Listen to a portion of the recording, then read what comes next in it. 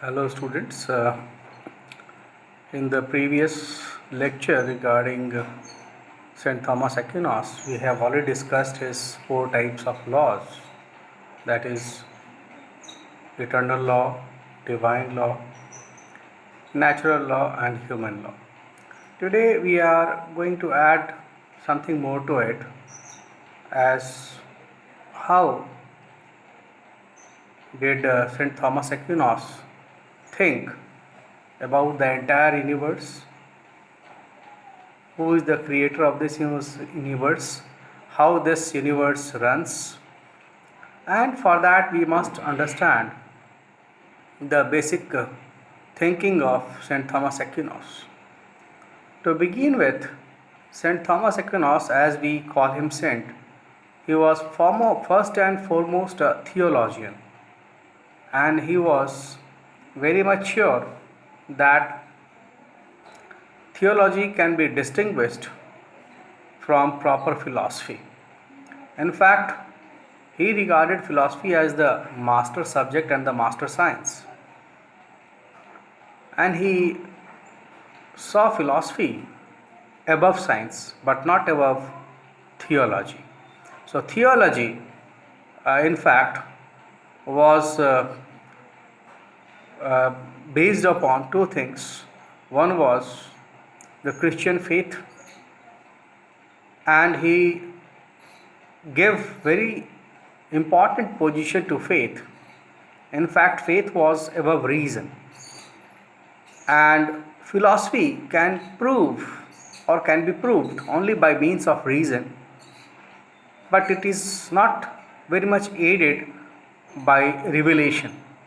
So theology has got contents of revelation. Revelation is something which is beyond human understanding, and it is the gift of the God. So both religion consists both religion and the state, that is the secular authority and the religious authorities, both are subject to theology. So theology consists of faith first, and thereafter the reason. So human beings represent reason, and the entire universe represents the eternal reason, which is the reason of God. So reason and faith together build a temple of knowledge. So reason as well as faith are very much complementary to each other, and they can be very much helpful in understanding the philosophy of St. Thomas Aquinas. As we have already told that St. Thomas Aquinas had much reverence towards reason, faith as well as revelation. So true philosophy cannot be in conflict with Christian faith, but it can fall short of it. That is, faith will always be above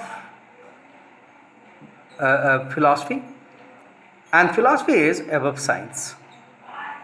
So existence of God is there because we derive it by our reason alone, and the entire universe has been created or established by reason alone, and this reason is being provided by the God himself. So full meaning of God can only come with faith as well as reason. So we can understand that St. Thomas Aquinas had very much been reading the texts provided by Aristotle, and he also read Aristotle's ideas with a intent to revise the Christian doctrines. So he incorporated many of the Aristotelian ideas into Christian philosophy. So how he did this? Christian philosophy says that the entire world is full of creatures, and these creatures totally depend upon their existence, their endurance, or their operation, that is their creation, that is their maintenance, and uh, uh, their the way the things are going. It depends upon God only. So uh, it is very much necessary to understand that the entire universe has been created, maintained, and is being operated by the God. So human beings cannot do anything, which this we have already understood in uh, Christian philosophy, and in the law which has been discussed by Saint Thomas Aquinas, particularly the eternal law. So what is law? As per Thomas Aquinas describes law as a certain rule or measure of acts whereby man is induced to act in a certain manner, or he is restrained from acting. Because the rule and the measure of human action is reason, so whatever a human beings does, it is based upon the reason. Law has an essential relation to reason. So in the first, there are two types of reason, as we have already been discussing. First is divine reason, that is the reason of God, which is beyond human understanding, through which the entire universe is functioning in a certain manner, in a certain uh, with a certain law, and there is nothing in a half-jarred manner. Nothing is arbitrary, but there is a plan, a divine plan, according to which the entire universe is running. And second is human reason, so to act in accordance for the goodness of the all the people within the society. So law is directed by its nature to the good. That is, law is made and maintained by the state for the purpose of doing some good, common good, that is good to one and all.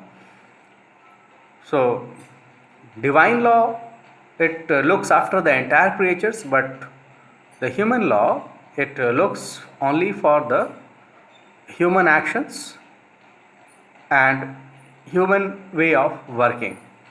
So two things are very much necessary for the application of law. One is promulgation, that is, it must be applied to those who need it, and second is communication of this law to the entire people who are there in the society. So natural law is eternal law, and natural law is both promulgated by God, and divine law and human law. So that means the natural law and eternal law it has been instilled into the human minds. So because it is coming to them naturally, and divine and human laws can be promulgated by word of mouth, or even in a better manner, that is by writing. So we have already been through with the eternal law, natural law, divine law, and human law. So he has taken most of the things from Aristotle.